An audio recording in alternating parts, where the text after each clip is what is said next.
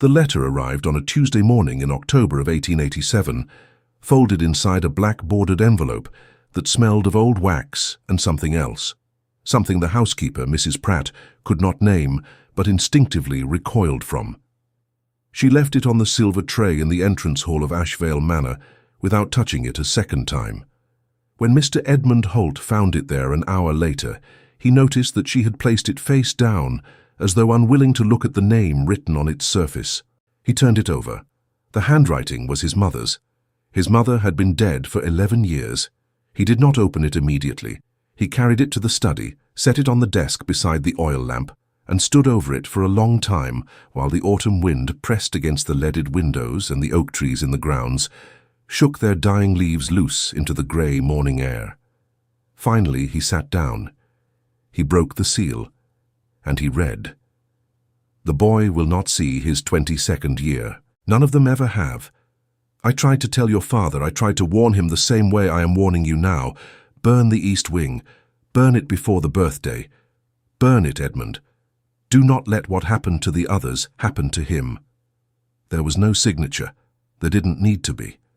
He recognized the hand. He recognized the particular curl of the letter E in his own name, the way his mother had always looped the tail of the D in Edmund with a small hook, like a fishing line dropped into dark water. He had studied her handwriting as a child the way other children studied drawings, and yet his mother was in the churchyard of St. Bartholomew's, in the village below, beneath a stone that had grown so mossy over the years that her name was barely readable anymore. Edmund Holt was a rational man. He was a barrister. He believed in evidence, in testimony, in the cold architecture of facts. He told himself these things as he folded the letter and placed it inside the desk drawer, locking it with the small brass key he kept on his watch chain. He told himself these things as he went to dress for breakfast, and he kept telling himself these things through the entire meal, while across the table his son James ate his toast and read the morning paper and laughed at something. Laughed the way only the young laugh, with their whole chest, with complete and unconscious certainty that tomorrow will arrive. James Holt was 20 years old. His birthday was in 6 weeks. The Holts had lived at Ashvale Manor for 4 generations. The house stood on a hill in Somerset, overlooking a valley that flooded every winter and grew peculiarly silent every summer, a silence the village people had long called the manor's hush, as though the house itself were listening. It was a large house, built in the Georgian fashion but expanded in the early Victorian years by Edmund's grandfather, who had added the east wing as a library and private study. That wing had been locked for 30 years. Edmund had never been told why. When he was a boy, he had simply understood, in the way children understand certain things without being told, that the east wing was not a place for him.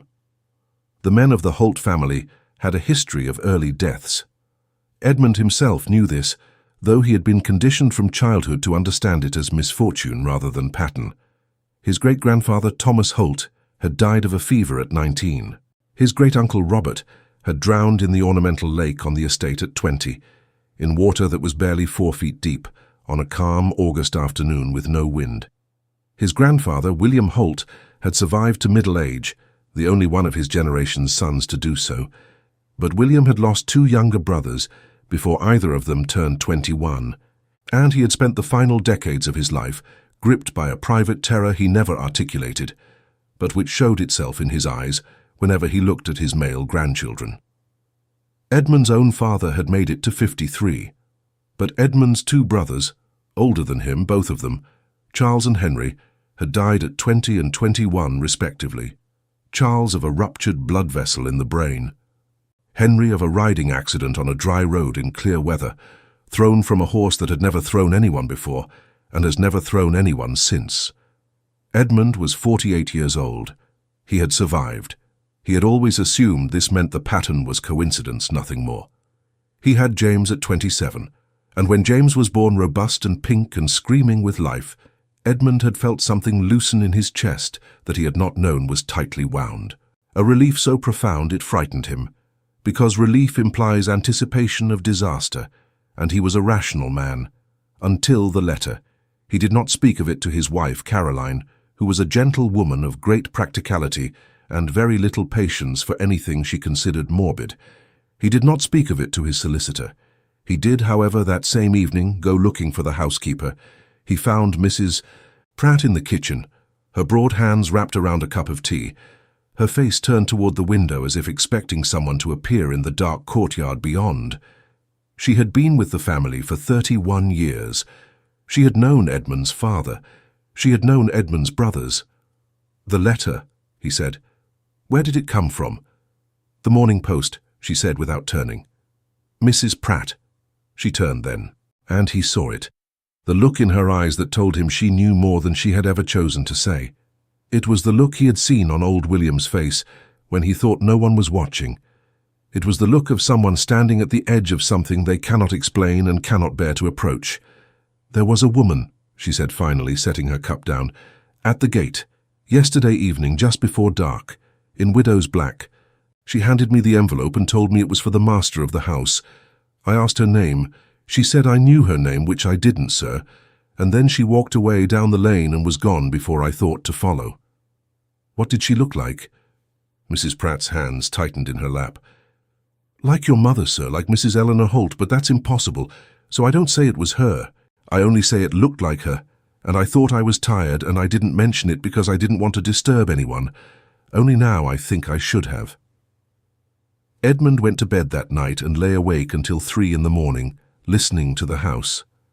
The manor had its sounds, the settling of old timber, the creak of the upper corridor when the temperature dropped, the particular groan of the third stair from the top that had groaned since before he was born.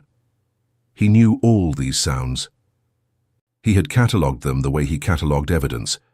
But that night, beneath all those familiar sounds, there was something else. Something at the very edge of hearing. A low and rhythmic ticking, like a clock, coming from somewhere behind the east wing wall. He began to research the family history in secret the following week. He told Caroline he was reviewing estate documents. He told James nothing. He wrote to the county records office. He wrote to the church in the village, requesting the parish registry of births and deaths for the Holt family, going back 100 years.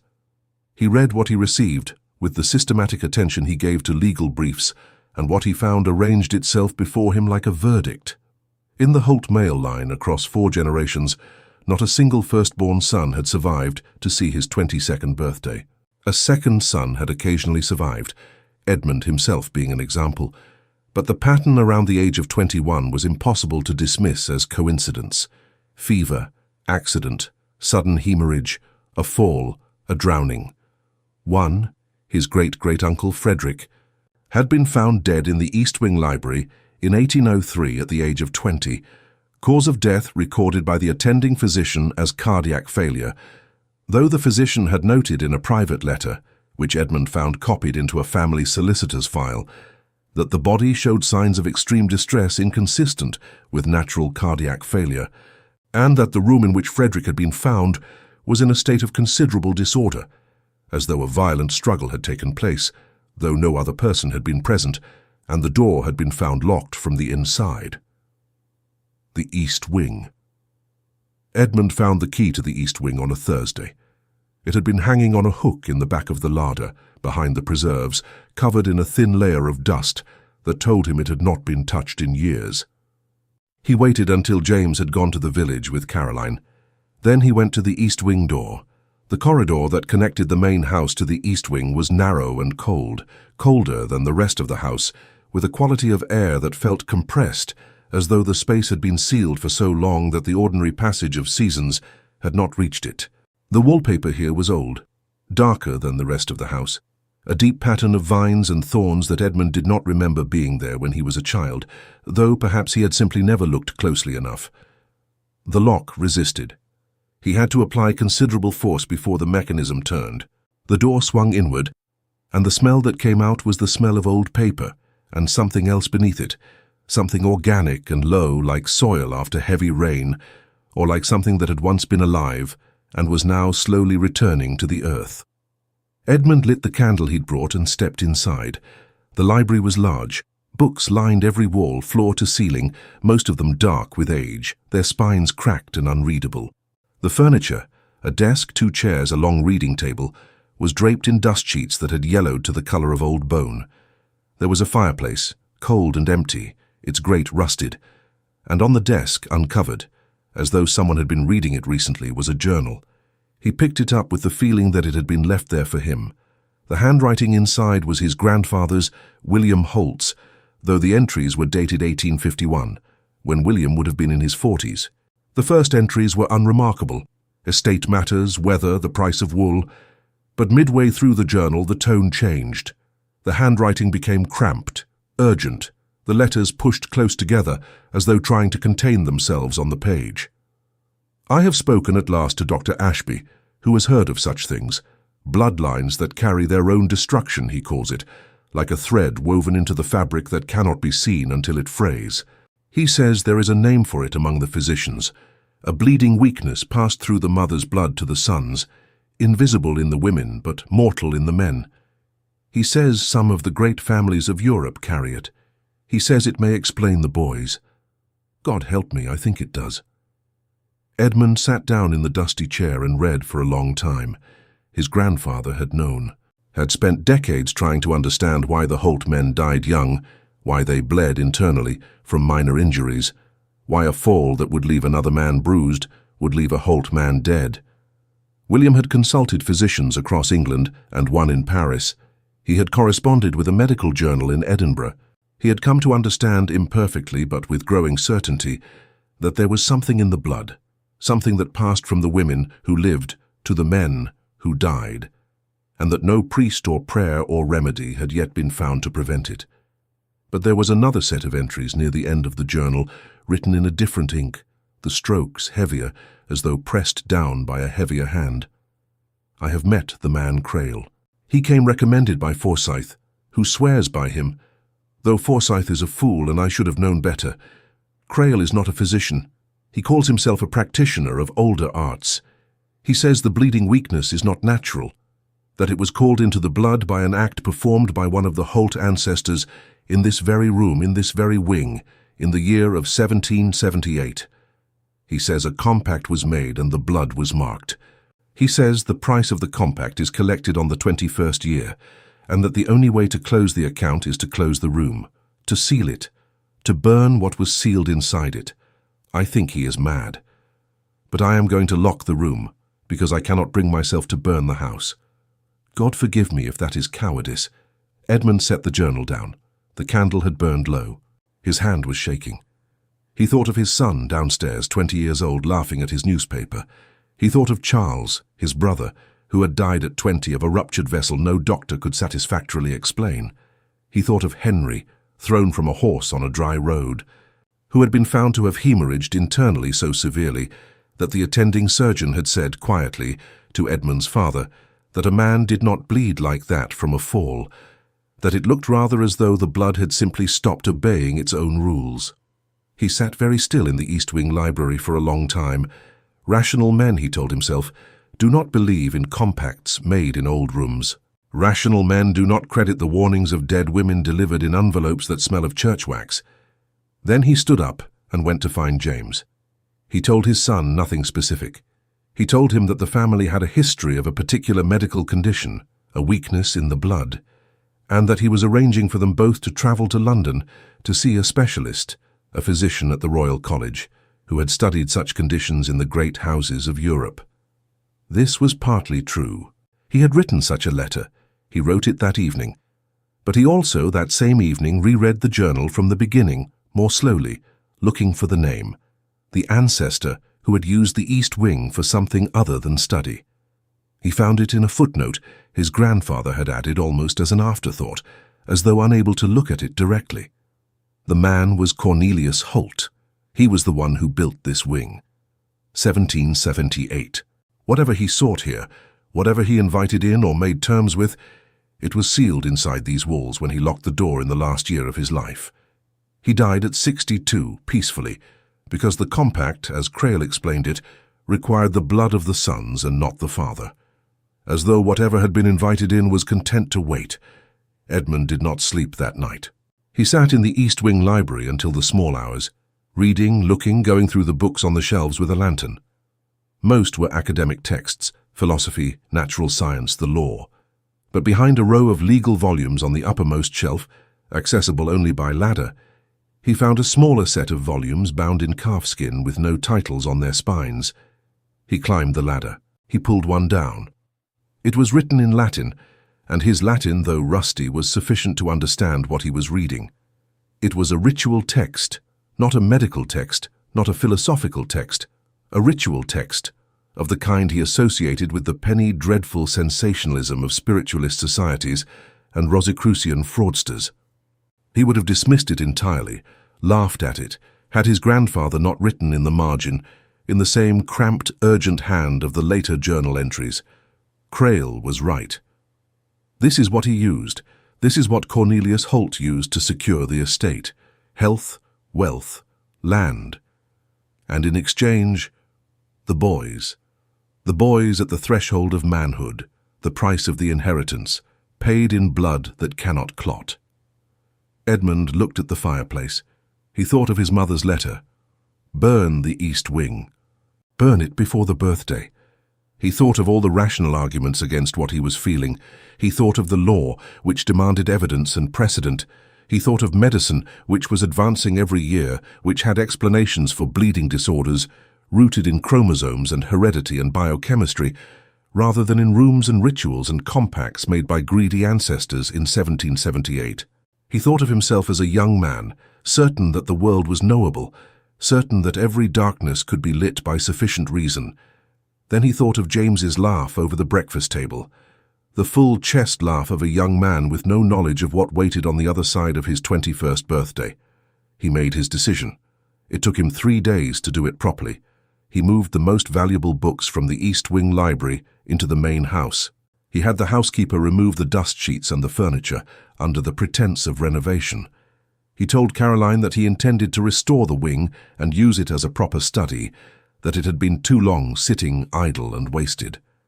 She accepted this with her usual practicality, pleased by any sign of decisiveness in a husband she sometimes found too much given to silence. He moved James to his sister's house in Bath for the week, under the pretense of a family visit. Then, on a rainy Wednesday night in November, with the valley below the manor hidden in fog and the oak trees barely visible at the edge of the grounds, Edmund Holt carried a lamp to the East Wing, placed it in the centre of the library, tipped it onto the floor, and watched the oil spread across the old boards. The fire took hold slowly, then quickly, then with a great roaring appetite, as though it had been waiting a very long time to eat. He stood in the courtyard in the rain and watched the East Wing burn. The fire brigade from the village came but could do little. The old wing went like tinder, like something that had always been ready to go, that had needed only permission. The roof collapsed inward just after midnight. The main house sustained smoke damage, but nothing structural. By morning, the East Wing was a ruin of blackened stone and ash. Edmund did not sleep that night. He sat in the garden in the cold and watched the embers and told himself he was a rational man who had made an irrational decision based on a letter that had no verifiable origin, and a journal that might have been the record of a grieving man's superstition rather than documented fact. He told himself all of this. He did not believe any of it. James Holt turned 21 on the 14th of December, 1887. He celebrated with a small dinner at Ashvale Manor, attended by family friends and Caroline's relatives from Bristol. He ate well, he drank moderately, he laughed his full chest laugh. He opened his gifts with the slightly self-conscious pleasure of a young man not entirely sure how to receive generosity. He made a short speech that was funnier than he'd intended, which pleased everyone. He did not bleed, he did not fall, he did not wake in the night crying out. He slept 10 hours and came down to breakfast the next morning, pink-cheeked, and complaining cheerfully that someone had eaten the last of the marmalade. Edmund watched him from across the table with something too complicated to name. Relief, yes. And beneath the relief, something colder. The knowledge that he would never know, not truly, not with the certainty he had once required of all things, whether the fire had changed anything, or whether the pattern had simply skipped a generation, the way such things sometimes did, lying quiet in the blood, waiting for the next boy's 21st year. He thought of his grandfather's journal, now ash. He thought of the ritual text, now ash. He thought of the letter from his mother, still locked in the desk drawer because he could not bring himself to burn it too. He poured his tea. James reached across for the butter and knocked his knife off the edge of the table. It clattered to the floor. A small thing, a nothing. But Edmund held his breath for the half-second it took James to lean down and retrieve it, and did not let it out until he straightened, unharmed, laughing at his own clumsiness. "Sorry, Father," James said. "Butterfingers this morning." "Quite all right," Edmund said, and he smiled and drank his tea and said nothing more about it. But that evening, alone in the study, he unlocked the desk drawer and took out the letter. He read it one more time. Then he held it over the lamp until the corner caught, and he let it burn down to nothing in the empty fireplace, and he watched the ash until the ash was cold. Outside, the wind was still. The valley below lay quiet under the winter dark. The ruined east wing stood at the edge of the grounds, its black stones glistening with frost, its open sky where the roof had been filling slowly with stars.